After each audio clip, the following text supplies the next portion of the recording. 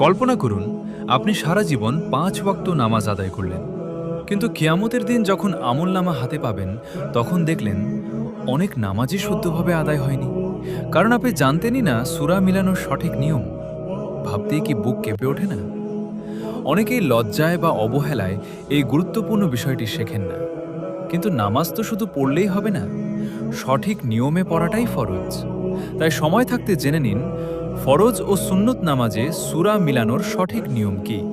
তাই আজ সহজভাবে জেনে নিন কোন রাকাতে কি পড়তে হবে আর কোনটা সুন্নত, কোনটা ওয়াজিব। ৪ রাকাত ফরজ নামাজে সূরা মিলানোর নিয়ম, যেমন জোহর, আসর, এশা ফরজ।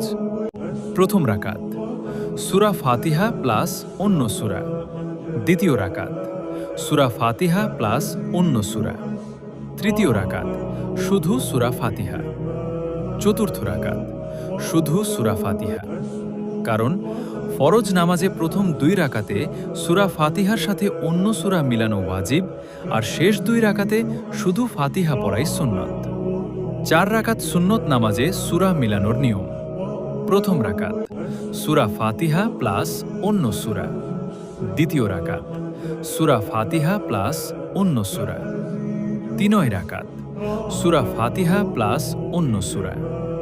চতুর্থ রাকাত সূরা ফাতিহা প্লাস অন্য সূরা। কারণ সুন্নত ও নফল নামাজে প্রতিটি রাকাতে সূরা ফাতিহার সাথে অন্য সূরা মিলানো প্রয়োজন, ওয়াজিব। গুরুত্বপূর্ণ কিছু মাসআলা। ১. বিসমিল্লাহ পড়ার নিয়ম। সূরা ফাতিহার আগে বিসমিল্লাহির রহমানির রহিম নিঃশব্দে পড়া ওয়াজিব হানাফি মতে। অন্য সূরার আগে বিসমিল্লাহ পড়া মুস্তাহাব, পড়লে সওয়াব, না পড়লেও নামাজ হবে। ২. সূরা সিরিয়াল অনুযায়ী পড়া।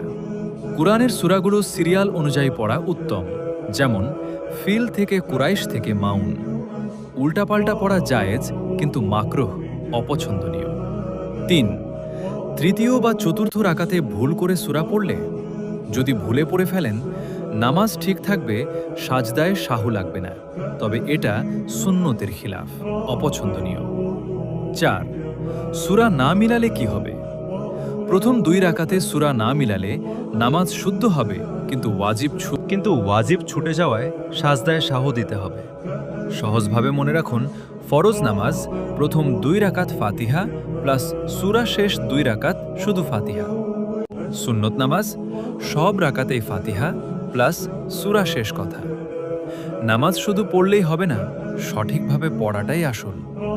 ছোট ছোট এই নিয়মগুলো ঠিক রাখলে আপনার নামাজ হবে আরও সুন্দর, আরও পরিপূর্ণ।